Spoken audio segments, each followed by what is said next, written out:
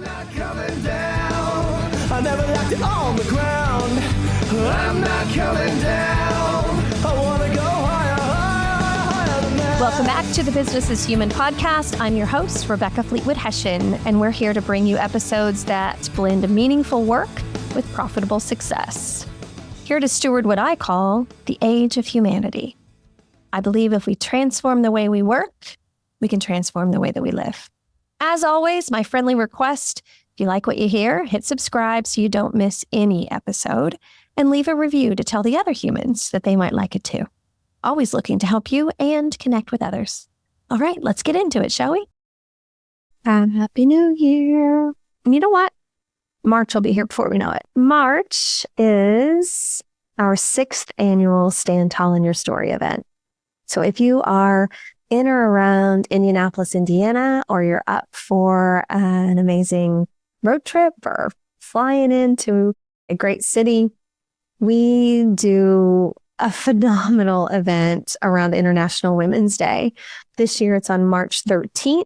And if you go to RebeccaFleetwoodHession.com and click on the shop tab, you can find the tickets there. And I highly encourage you to consider getting a table for you and your colleagues, your clients, your friends. We have people come from all around and in all different situations for this event because it's not only amazing speakers on the stage, which are 7 women that I've been working with for the last 7 months, and they'll be telling a 7-minute TED-like talk about their life and the empathy and vulnerability and humanity that shows up on the stage for that event is unmatched. And we love to have great conversation. So it's not just about the speakers on the stage. We're going to facilitate great questions at your table. And so if you're looking for ways to really form stronger relationships with your colleagues and clients and friends or whoever, this is the place to do it. And while you're there on the shop tab, you can grab some amazing badass Women's Council merch, like the cute little hat that I'm wearing right now, in case you're seeing this on video. All right. So I'll see you there March 13th. If you have questions, you know how to get a hold of me. Y'all aren't ready for this episode. Oh my gosh. I barely got words to give you an introduction. Lori Hodges has spent 30 years in the emergency services and emergency management fields. And so she understands about chaos, and she understands it from the perspective of childhood trauma, as well as the career that she's built today. But I love an episode where we can build in the start of a career at a Grateful Dead concert into a published book that will serve anyone who reads it. Oh my gosh, here we go. Lori Hodges, let's go. Lori Hodges, welcome to the show. Oh, thank you. Thank you very much for having me. I appreciate it. Well, this conversation I've been excited about because you don't realize I'm teeing up a conversation with you about a topic that I've been coaching on for years using a metaphor that basically asks Lori to step in and tell us what we need to know when we're in trouble. Because here's the deal. I say to my clients, and I've said it on the show a million times, when we're faced with something, anything, whether it's big, small, whatever, the first voice that shows up is the little bitch in our head. It's the critic that's like, this is bad. It's really bad. Like, why are we doing this? And we got to really just put her in the passenger seat with a seatbelt and a snack because she's always going to be there, but we just got to tend to her lovingly, but not let her drive, right? And then I say the voice you want to respond to is the first responder voice. Yes. The first responder, the firefighter, EMT, shows up on the scene of whatever you're going through, and they don't say, "What are you, stupid?" I mean, even if they're thinking it, you're trained not to say it, right? Yeah. And the first responder says, "Are you okay? How can I help you?" Absolutely. And if we can say that to ourselves, we have a much better response. And so when I saw your profile, you literally are a first responder, and you're going to talk to us about trauma and what do you do when you're faced with it? And so you're going to give us, the real life experience that I've been talking about metaphorically forever. So I'm excited. Great. Tell our audience a little bit about the dynamics of your background being a first responder and just give us some context of who you are in that regard. Well, I've spent the last 30 years in emergency response and emergency management. So I spent 10 years as a paramedic, and then I've spent the last 20 years as an emergency manager responding to disasters, wildfires, floods, and those kinds of things. When did you know you wanted to do this as a career?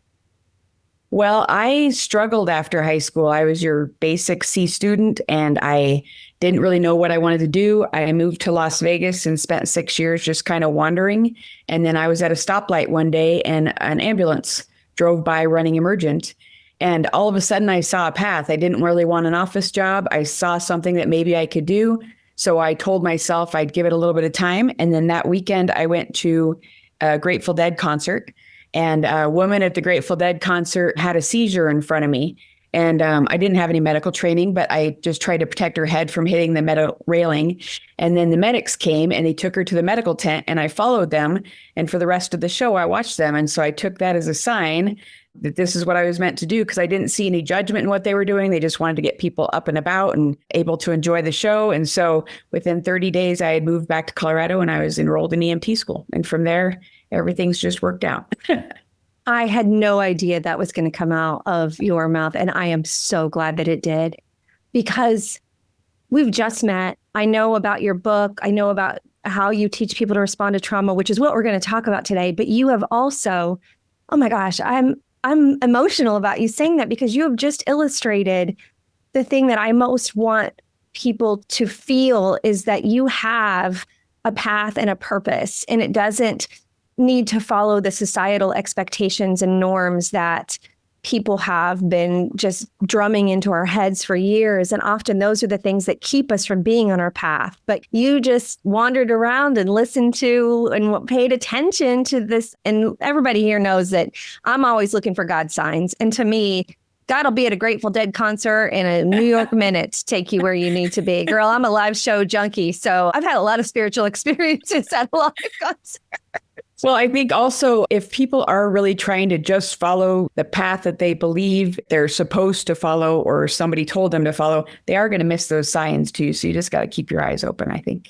Oh my gosh, we could do an entire episode on that. What other people would see as successful roles as CEOs and high-level leaders will say to me in their quiet moments, what I really wanted to do was... Right.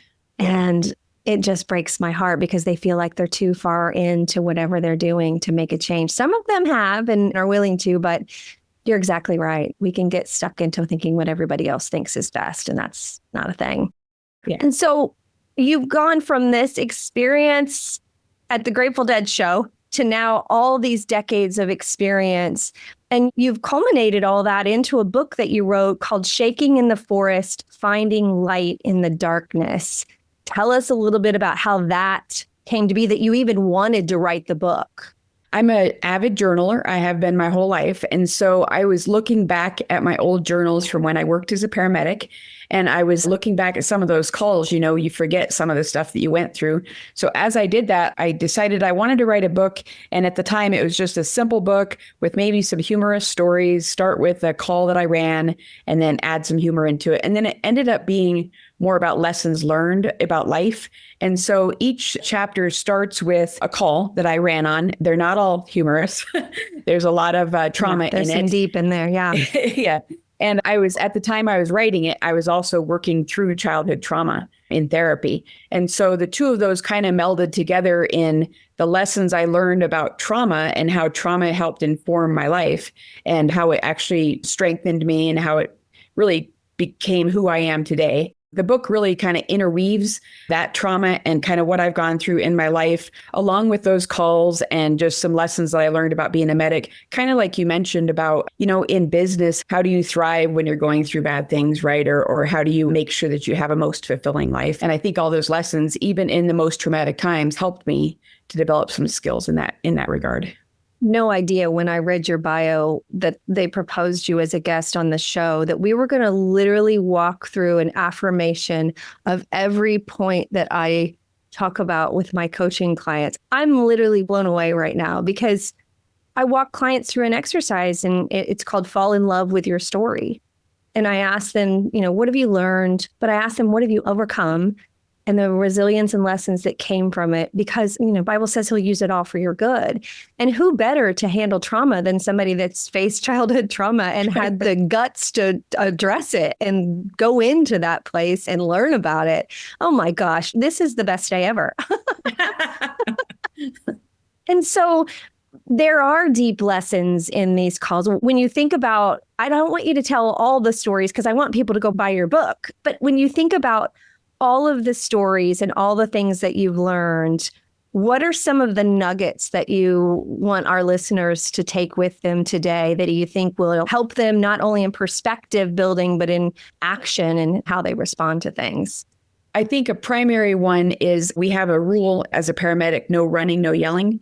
And what that rule means is if you run into a scene or like if you're yelling at folks because you're amped up and your adrenaline's flowing, the entire scene can get out of control because then everybody's energy gets up, everybody gets more anxious. And so if you think about that in a leadership perspective or a business perspective, when I work obviously in a high stress environment. So when I walk into an emergency operations center, I have to take time to stop before I walk in the door, take a deep breath and walk in calmly and with a smile on my face. I joke around a little bit. And the best thing in the world for me, the feeling that I think is the best, is seeing the temperature of a room come down because of how the leader is portraying themselves. And I could be just as stressed as everybody else is, but I've learned that I spent most of my life with my amygdala activated in a fight or flight mode, right? Because of childhood trauma. But I also developed a thriving career off of people's like thinking that the bottom's going to jump out or come out. And so from the lessons I learned as a paramedic, I learned to be a watcher, and I watched as scenes would either go horribly awry or really well, depending on how the leader was acting. And so that's the lesson I think for everybody is you have to take the time, you have to slow down. I'm still working on slowing down, but you really have to slow yourself down. And if you do that, you can actually see the stress start to decrease. You see the stress in other people start to decrease, and then it makes for a more productive, environment. Oh, so good. So good. When I was with the Franklin Covey organization, we taught some things around leadership and execution of strategy. And that was one of the things they taught us to share with our clients is in the ER room, slow is the fastest way to solve the problem, to get to the root of things, to really understand. And it is so counterintuitive in our go, go, go, busy, busy world. But I think there's really something to the fact that when you show up, people assume that you are prepared to handle what's happening there. Right. Is there anything in your book that talks about that? Just the sense of, yes, go slow, but also the confidence of being prepared to handle. None of us are prepared to handle chaos. It doesn't say in your planner on Thursday that you're going to have some traumatic, chaotic moment, whether it's business or home or the kid falls and breaks an arm or whatever. But I think there is some internal preparedness and confidence that we can draw from. Does that resonate with you? Yeah, we call it command presence in our world. And I truly believe that you can teach command presence. Some people are like, oh, no, you're born with it. But in my teaching and my mentoring, the key is you exude confidence, obviously, but it's that calm demeanor coming in. But then it's how you present yourself to others.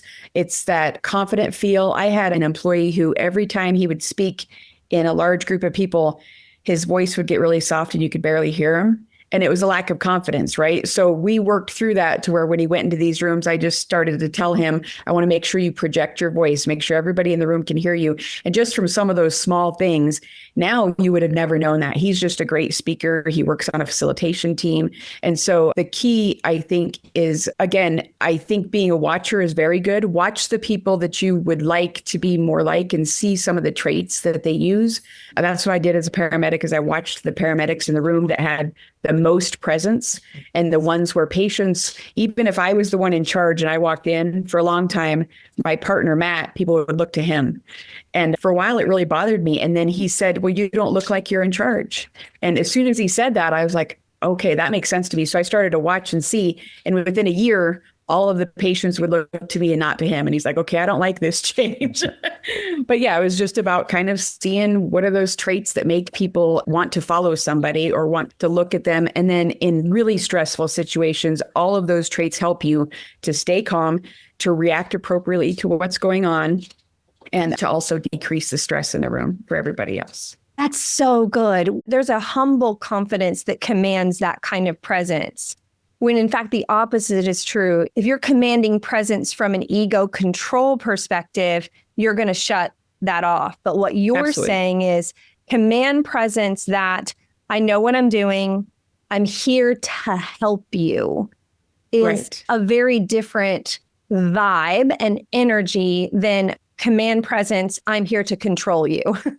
Right. And it's not through words, it's through your energy. Like you said, it's how you present yourself to the room and how you present yourself to people. In a lot of cases, it is having that smile on your face, looking people in the eye, asking them how they're doing. Just those small things, people start to really resonate with that. I had an incident commander who was just excellent at what he did. And anytime he walked into a room, even if he wasn't incident commander, everybody just shifted their eyes to him. He just had that presence, but he had zero ego. He was just a good guy who was very confident in what he did, but he didn't push it on you.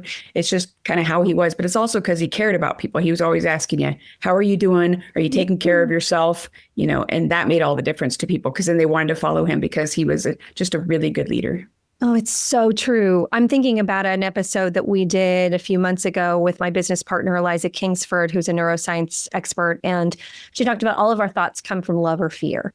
And I teach people how to go on stage and talk, as well as just lead meetings and just that command presence piece. But if you walk into a room and you look at that room and you think, I care about how my message reaches these people and I'm prepared, is very different than walking in and one, either not caring and just delivering the message because you think you're right. And the opposite of that, the cousin of that is, I'm prepared, I care about you, and I'm going to command this presence. I'm not afraid of being here. I'm ready to connect with you and give and receive. If we could teach everybody to do that, if there was a shot for that, we'd all be in way better situation. You get there by being prepared. And I love the example that you used. The guy said, oh, I don't like this anymore, that you're now commanding the presence in the room. I love that because I talk to a lot of women in business and I try to explain, like, if you walk in a room and you think you don't belong there, everybody feels that before you open your mouth, and it doesn't matter. Well, you've got to prepare yourself to go into that room. So how did you do that? How did you make that shift from nobody's looking at me to him going being like, oh, pull back there, sister? Well, you know, I get the question a lot from folks about how do you work in a male-dominated field, or how have you been successful in a male-dominated field? And I always answer it that I've never thought of it as a male-dominated field. You know, it's a field that I belong in. I'm doing the job just like anybody else. And so that goes kind of to the heart of it is I can't come at it as if I don't belong. I got to come at it as I'm a seat at the table, just like every other person in this room. But then also, like I said, I watched the people that I admired the most and those who had the abilities that I probably lacked. And I watched what they did and how they did it. And then I tried to mirror that in my own way, though, because I mentored a dispatch supervisor once who's very different than me in personality. And she really tried to be me, and it completely bombed because it's not her personality. So you have to find the way in which your personality fits with the traits of the people that you admire and find that path that helps you the most. So I do try to tell people, you know, don't just try to be that person, because I can't obviously be that person. I'm going to try to find the stuff that I like, the nuggets, and then figure out how it works for me. And just over time, I just started doing things a little bit different. When I walked into a room, like I said, I walked calmly and I walked with presence. I gave eye contact with the patient, with the family. And that started to just really make a difference, because then I'm the first person that they see and interact with. And I keep that going throughout the call. And over time, it became more natural. And then when I walked into a room, it was more of, I didn't have to do or say anything. I'd walk in with everybody else and people would look to me. And that's when I knew that I had made the shift, that my energy was actually matching the actions that I was trying to portray. And there is that energetic spidey sense when you're not being authentic, when somebody's trying to pretend like they're somebody else in order to Absolutely. gain confidence. People don't know why they don't like it. You see them kind of like That's weird. That doesn't feel right. It has nothing to do with the words or anything. It's a feeling you get when people aren't being themselves. Yeah. Absolutely. That's so good. Oh my gosh, just keep going. Tell us more stuff. This is really, really rich. What's one of the stories that has significance to you personally? These are all great nuggets, but what's the one story in the book that maybe hits home to you based on your experiences as a child, or just the one that really kind of locked in with you personally? Well, there's so many, but one of them is, I kind of start the book with this, but I was a rookie emergency medical technician. So I was straight out of school. I had zero confidence and I had a lot of adrenaline. And so we went to a family that their car had gone into the river. So it was a drowning call, but they had moved to a house nearby. So somebody had pulled them out of the river and moved them to the house nearby. Well, I was just really amped up. I was excited about the call. It was a big call for me. And so the paramedic I was working with said, hey, get the medical bag and the equipment and I'll meet you inside. So he just went inside. And so I got all that stuff and then I was running. Like I said, no running, no yelling is the first lesson I learned in emergency services. And so I ran into the room and there was a lip on the bottom of the sliding glass door. And I tripped on that and I just flew into the room, kind of yard sale with medical equipment flying. The patients and everybody just kind of pushed back and they had no idea what was going on. But yeah, I just made that seem so much worse. And then my paramedic, he was like this old, gruff paramedic who'd been around for a really long time. And he just shook his head at me and then he ignored me the rest of the call. Like I wasn't worth his space. And so that was the most embarrassing probably call ever because I made so many mistakes, just along that path. But I also never forgot that. And from there, I always made sure that I never ran and that I didn't yell, but that kind of started how I approached calls. And then there was a guy named Bob, a paramedic that I worked with, and he was the slowest person I've ever met in my life. He was very methodical. He thought about everything, but he was super slow. And it used to drive us nuts. But then I started again to watch him. And I watched how there was a reason why he was so slow. He would be thinking the entire time about the call and what was needed as he was moving slowly, but he would walk into a room then. He already had a plan in place and the patients did better because of that. Even though you would think he needs to go fast, he needs to get there quickly. By him preparing and planning in his head as he walked in calmly, I saw how different those patients reacted to that. So that's one call I started with that was just kind of an embarrassing call. That's a great story. And you don't forget those moments. Well, No. in fact, your brain stores memories based on the amount of emotion associated with it. So the sheer embarrassment of that, log that right up there at the front, where any other day you're like, oh, don't do that because remember that was bad. That was Right, really exactly. So we do really get to use even both the good and the bad parts of our lives for good at some point. And it makes me think of my dad is an engineer and very methodical. And my mom and I often joke and say he over engineers everything. We'll be doing projects together. We love to do home projects. And my mom and I are like, measuring with our arms and like not paying attention to studs in the wall or whatever. And my dad's just so like, well, let's plan it out. And I'll be like, help me move this big piece of furniture. And I'll already have my half picked up and be standing there like holding it. And he'll be like, where are we putting this? Can we just have a conversation before you start frenetically moving around? And I'm like, okay, fine. So I feel like you and I have that in common, the adrenaline and the excitement and the let's just go. Yeah.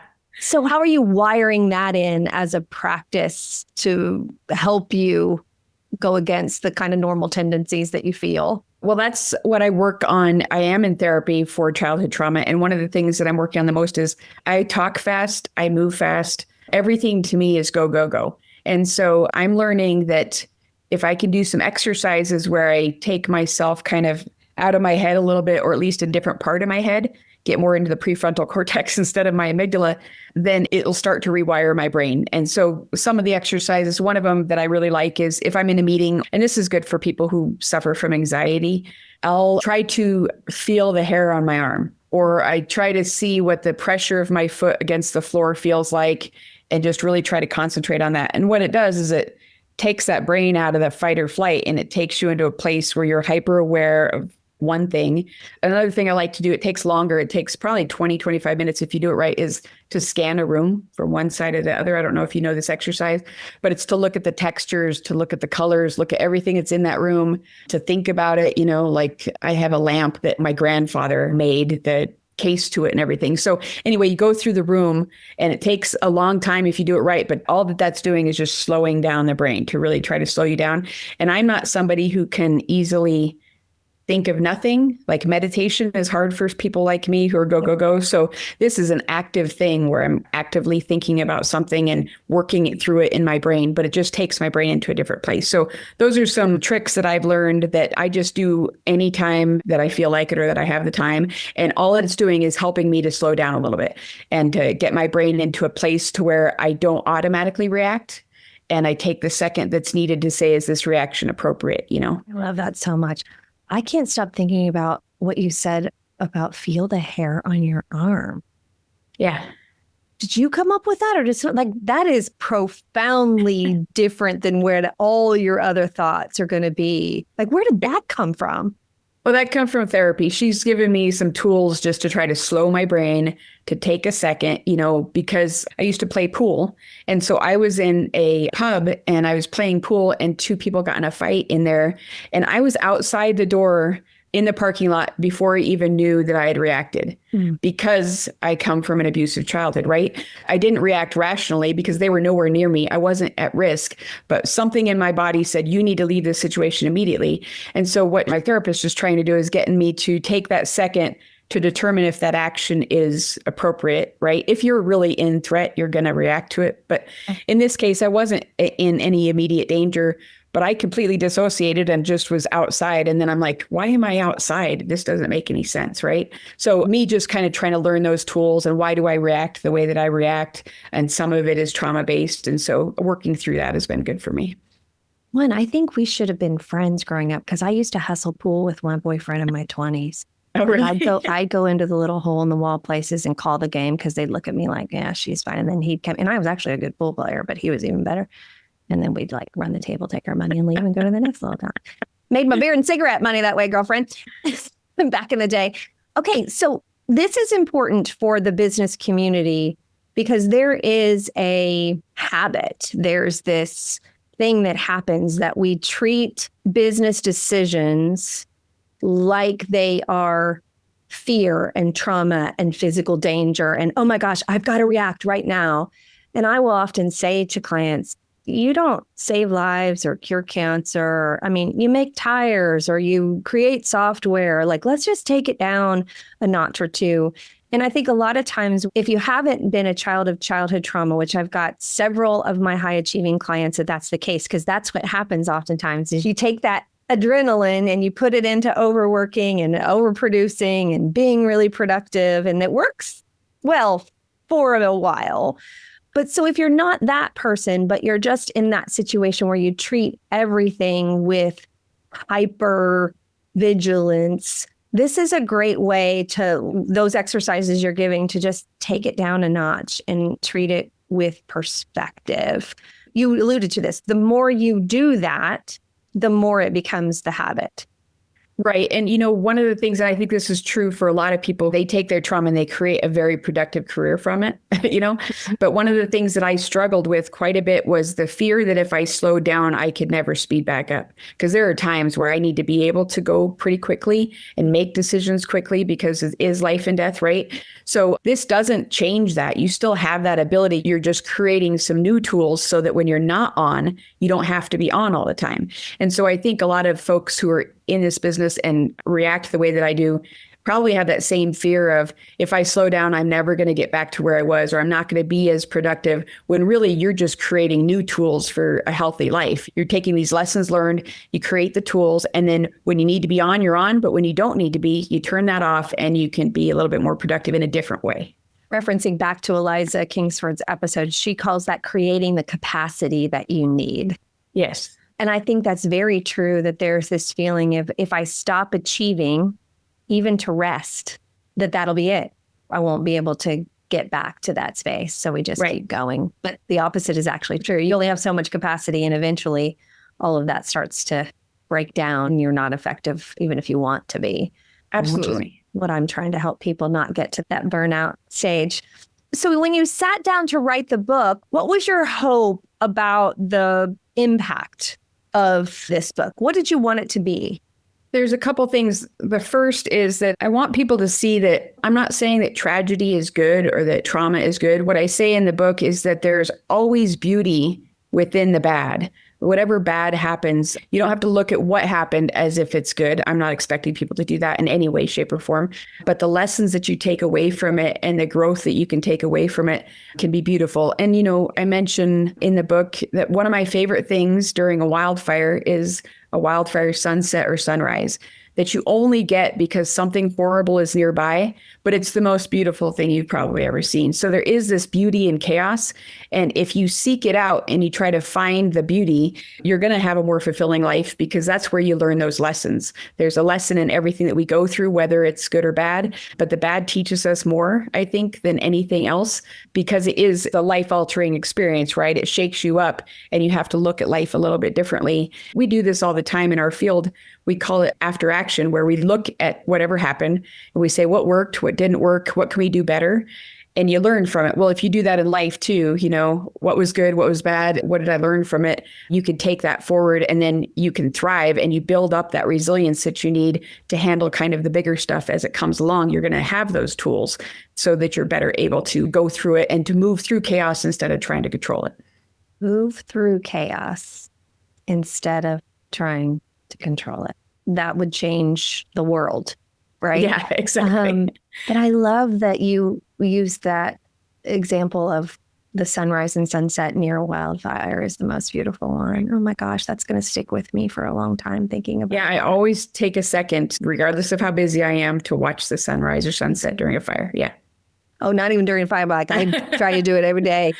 It's funny. My neighbor said to me yesterday, she had posted a picture of the sunrise and I didn't. I always put new day loading when I post a picture of the sunrise because I love that feeling of no matter what happened yesterday, no matter what's going on around us, we got a new day to try it differently, to do it differently. And that's how I manage getting through the chaos that exists around us.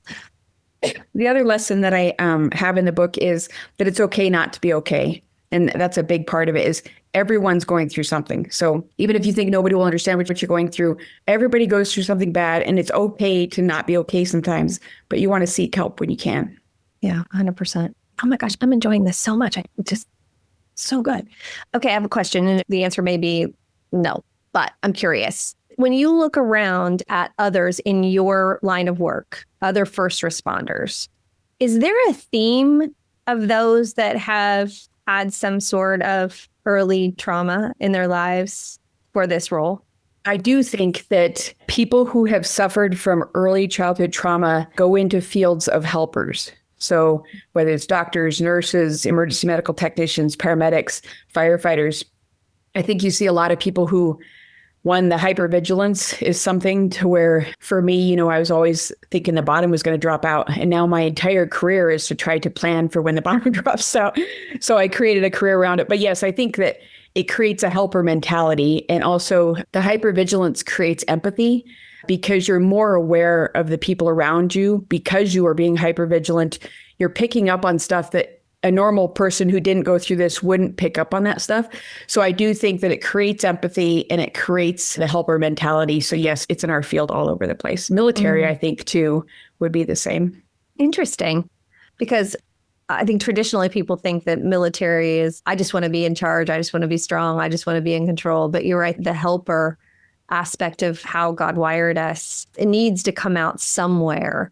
Okay, it's just going to be a harsh example. But even a drug dealer will probably think they're helping somebody by providing them with the drugs they need, right? The helper mentality is a hardwired. We just need to use our powers for good, not evil. And so I love that reminder and thought for our listeners that hypervigilance does, you sense things, you feel things that other people are not picking up on, which is a beautiful thing. As long as you said earlier, you've got some sort of habits or patterns that you use for yourself, not to stay in hypervigilance the majority of the hours of the day. Yeah. And it's also another example of finding the beauty in chaos, because the hypervigilance came from trauma, and I can use it in a good way or a bad way, right? Which So calms trying to your think- nervous system because you're looking at that sunrise and knowing that there's a fire, but you're saying to yourself, that's beautiful. I know what to do. I'm safe. I haven't prepared. Yeah. I think it's a great reminder because too often people think, oh, my life has to be free of problems and stress in order for me to be okay. Yeah, well, I don't know anybody that's the case.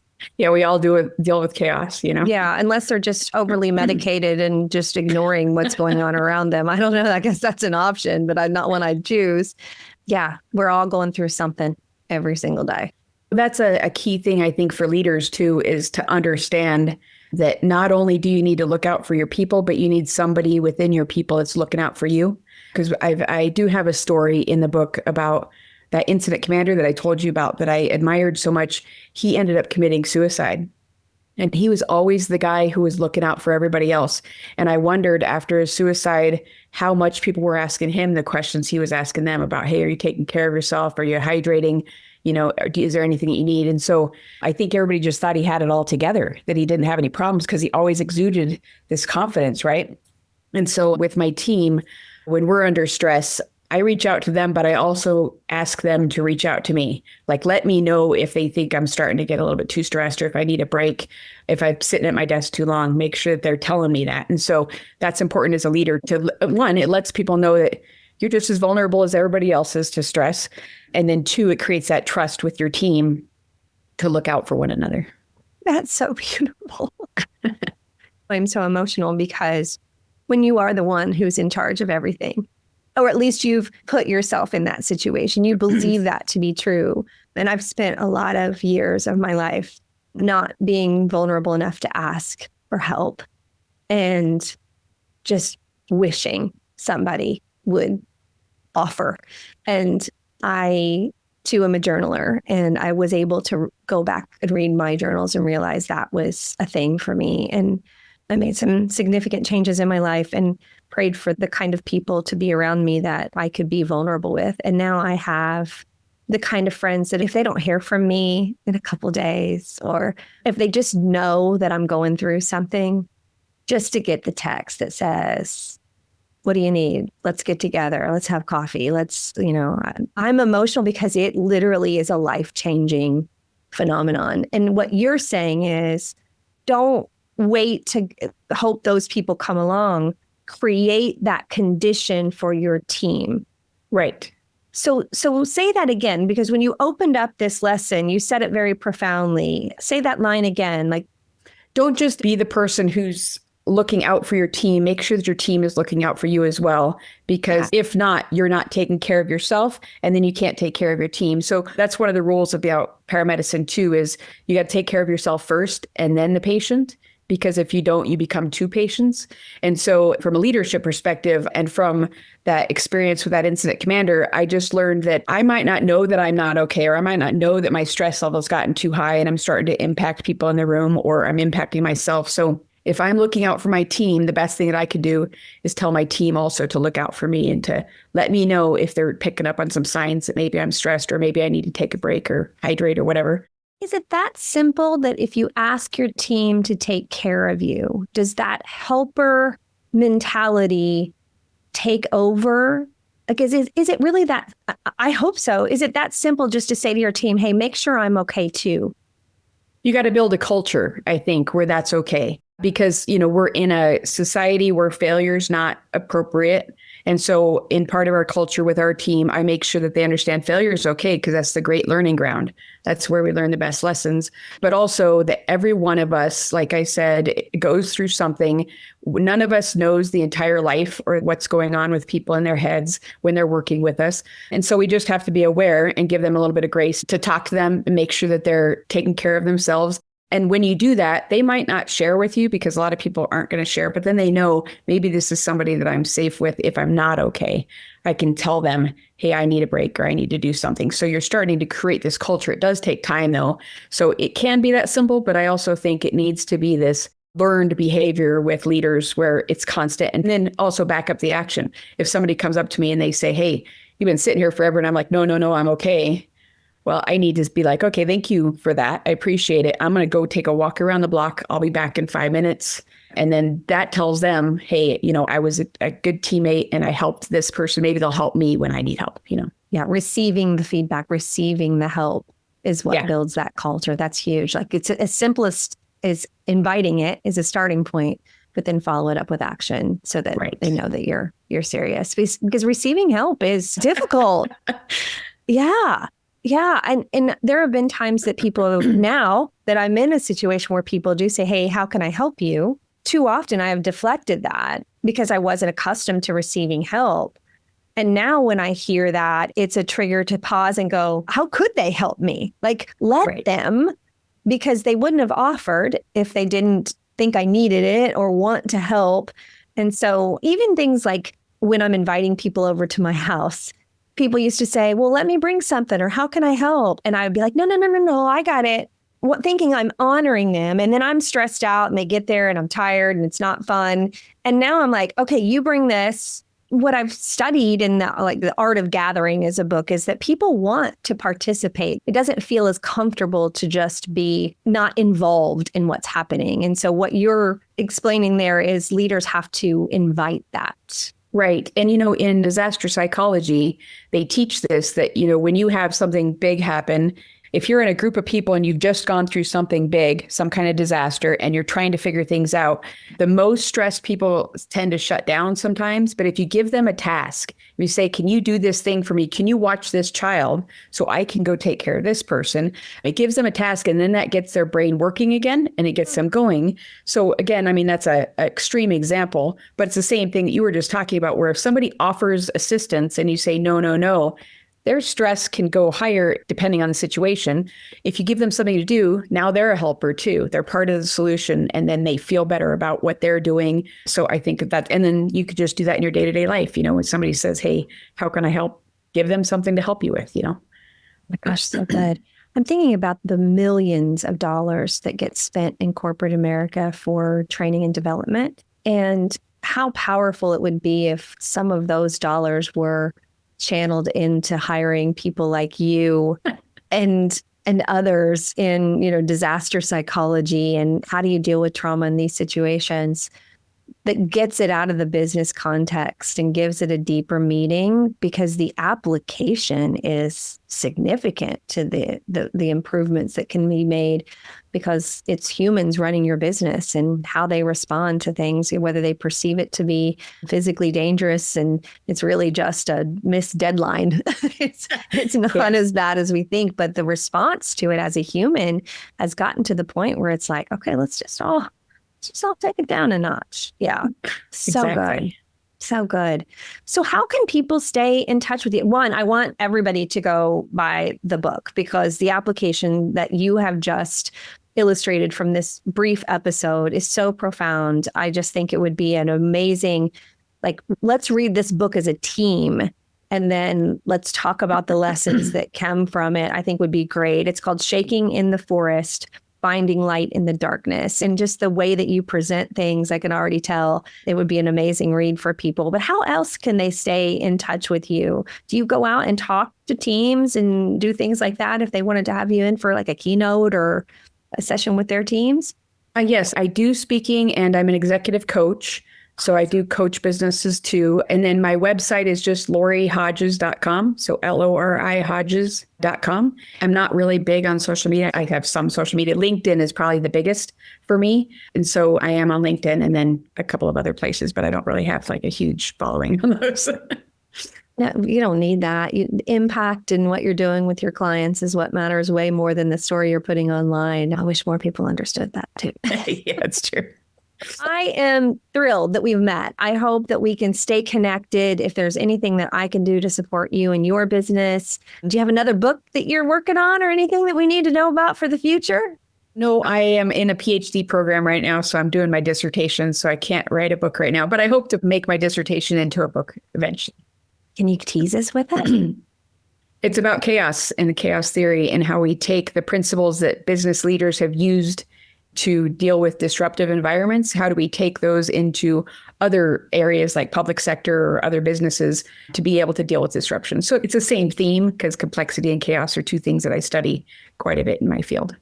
God, I love you. Because you know what? If you loved Grateful Dead, you loved you some chaos, right? Yeah, exactly. And so that chaotic environment that you love so much in your youth is now this thread of good that you are spreading in the world. And I just wish you all the best in that because the world needs more of Lori Hodges.